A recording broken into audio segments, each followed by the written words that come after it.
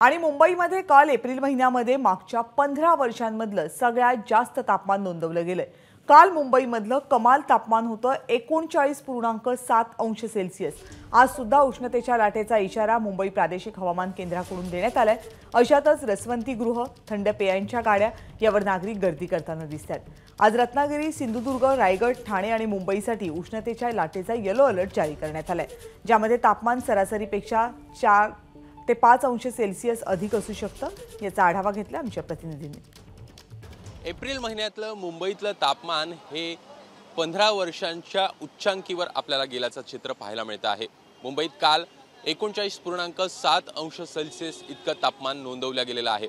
आज जर का बघायचं तर आज पण येलो अलर्ट जारी करण्यात आलेला आहे, ज्यामध्ये उष्णतेच्या लाटेचा अंदाज वर्तवण्यात आलेला आहे। जवळपास 40 अंशांपर्यंत तापमान जाण्याचं चित्र जे आहे ते आज देखील आपल्याला पाहायला मिळेल। आणि तशातच मोठ्या प्रमाणात रसवंती असेल किंवा थंड पेयाच्या ज्या गाड्या आहेत तिथं आपल्याला नागरिकांची गर्दी जी आहे ती होताना पाहायला मिळते आहे। सकाळचा वेळ असला तरीही तापमान जे आहेत ते चढ पाहायला मिळतं आहे। मोठ्या प्रमाणात तापमान जे आहे ते सकाळी देखील आपल्याला वाढतानाचं चित्र दिसतं आहे। या अशातच ज्या एकूण प्रामुख्यानं जर का बघायचं तर रसवंतीच्या गाड्यांवर मोठ्या प्रमाणात गर्दी होतानाचं आपल्याला चित्र दिसतं आहे। एक दुसरं बघायचं तर काल मोठ्या प्रमाणात कर्जत असेल, कल्याण असेल, डोंबिवली असेल या भागांमध्ये साधारणपणे 44 ते 42 अशा अंश सेल्सिअसपर्यंत तापमान जे आहे ते जाताना पाहायला मिळालेलं होतं।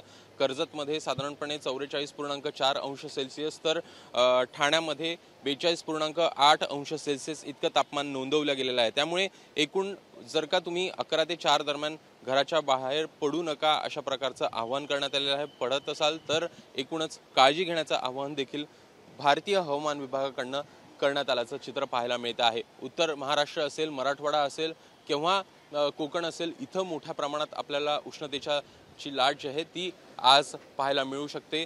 सिंधुदुर्ग, रत्नागिरी सोबतच रायगड या भागामध्ये देखील उष्णतेच्या लाटेचा अंदाज वर्तवण्यात आलेला आहे, जिथं येलो अलर्ट जारी करण्यात आला आहे। त्यामुळे एकूणच घराबाहेर जर का पडत असाल तर काळजी घेण्याचं आवाहन देखील करण्यात आलंय। कॅमेरामन अरविंद वारगेसह अभिषेक मुठाळ, एबीपी माझा, मुंबई। एबीपी माझा, उघडा डोळे बघा नीट।